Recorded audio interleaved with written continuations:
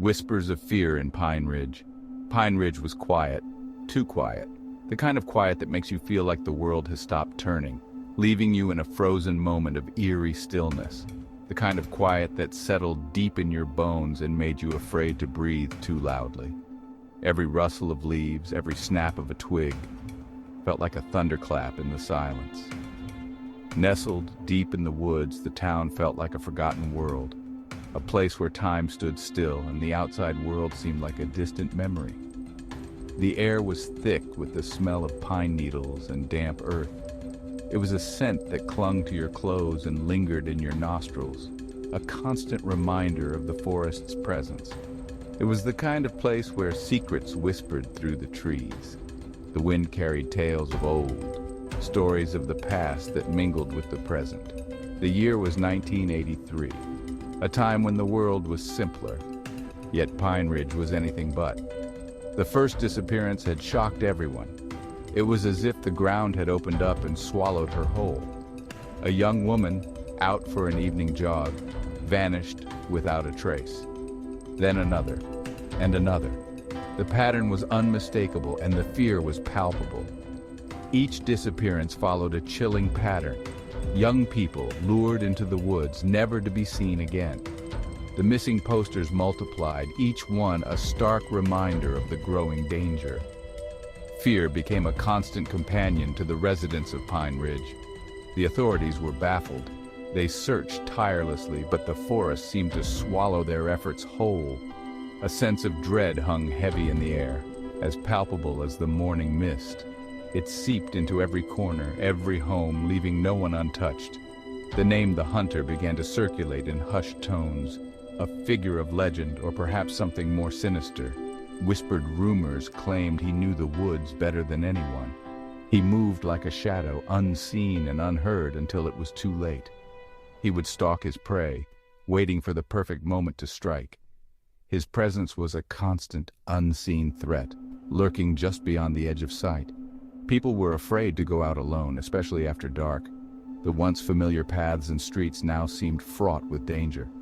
The once vibrant community was now gripped by fear, its spirit slowly being crushed by the weight of the unknown. Businesses closed early, and homes remained dark, as if the town itself was holding its breath, waiting for the nightmare to end. The Hunter's Shadow. Mark, Jessica, David, and Emily had been friends since childhood. They shared countless memories, from carefree summer days to late-night adventures. They grew up in the shadow of Pine Ridge's dark secret, a secret that cast a long, ominous shadow over their seemingly idyllic town. The disappearances had haunted their childhoods, leaving an indelible mark on their young minds. Every missing person poster was a grim reminder of the lurking danger.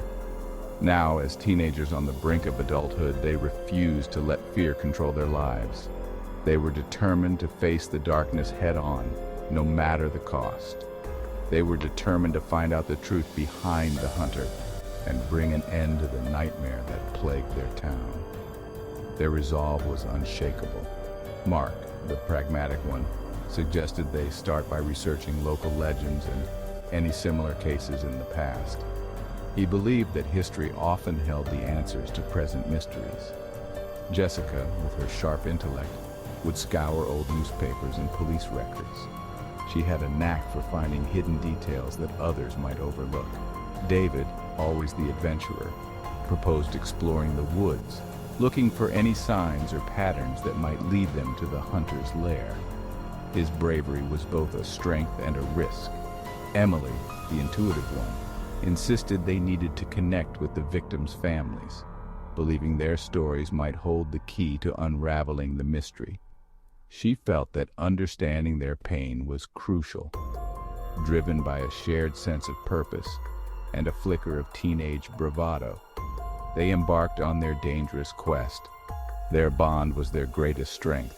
Little did they know, they were about to stumble into a web of terror far more sinister than they could have ever imagined. The shadows held secrets that were darker than their worst fears.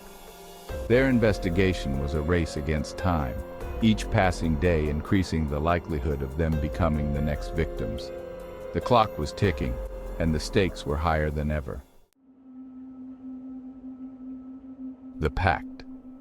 The friends gathered in Mark's basement. A sense of foreboding filled the air, heavier than the musty scent of old furniture and forgotten toys. The room seemed to hold its breath, as if it knew the gravity of the moment. The room was dimly lit, casting long shadows that danced menacingly on the walls. The flickering light from a single bulb added to the eerie atmosphere, making the shadows seem almost alive. They sat in a circle on the floor, a tattered map of Pine Ridge spread out before them. The map, worn and faded, held the secrets of the town, secrets they were determined to uncover. "This is crazy, even for us," Jessica admitted, her voice trembling slightly. Her eyes darted around the room, searching for reassurance in the faces of her friends. David, ever the daredevil, scoffed, "Come on, Jess, we can't let fear paralyze us." His bravado was a thin veil over his own apprehension, but he knew they had to push forward. "We owe it to ourselves, to this town, to find out the truth." His words hung in the air, a challenge and a promise all at once. Emily, her eyes filled with a mix of apprehension and determination, nodded in agreement. She knew the risks, but the need for answers outweighed her fears.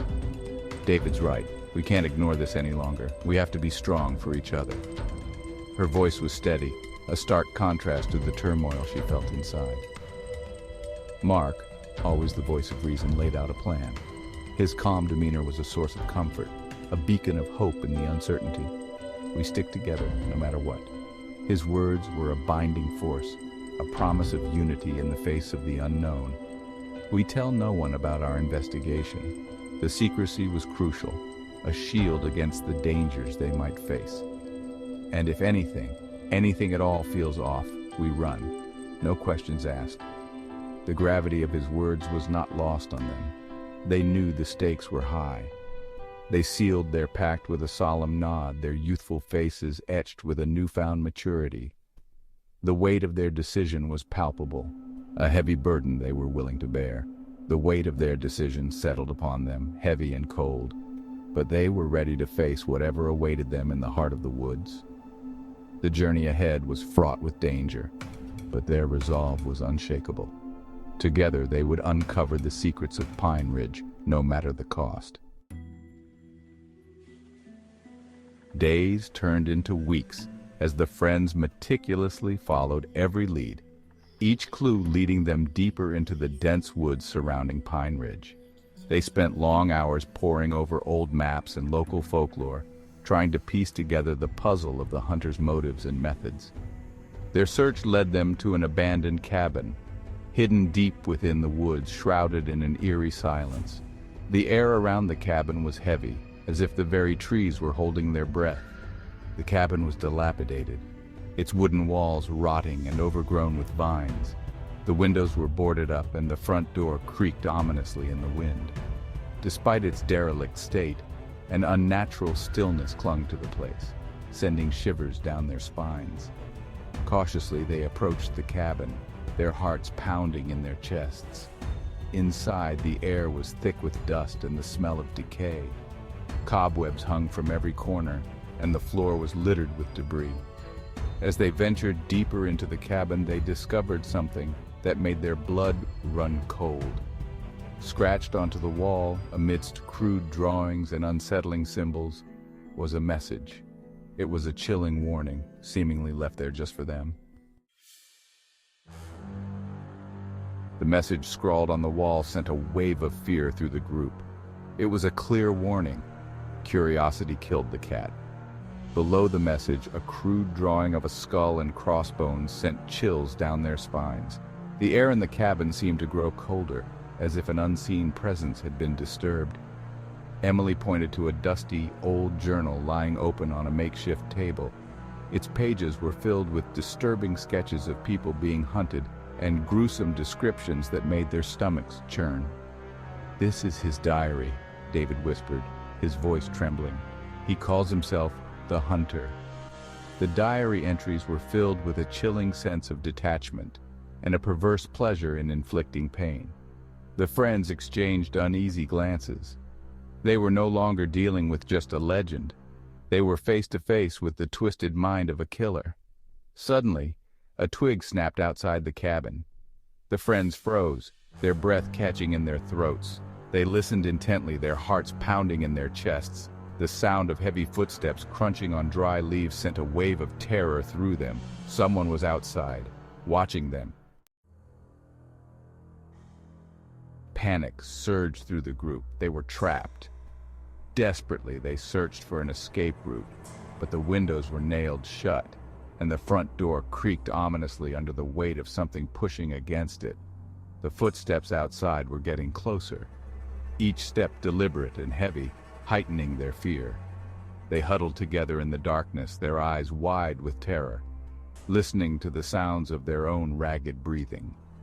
The door burst open with a deafening crash, splintering wood flying across the room. A tall, hulking figure stood silhouetted in the doorway, his face hidden in the shadows. He was an intimidating presence, radiating an aura of raw power and menace. The friends cowered in fear, their blood turning to ice in their veins. "You shouldn't have come here!" A voice boomed from the figure, each word laced with a chilling calmness that amplified their terror. The friends scrambled back, their eyes darting around the room, searching for a way out. But there was none. They were trapped, face to face with the monster who had haunted their town for so long. The only sound in the cabin was the heavy breathing of the hunter and the frantic beating of their own hearts.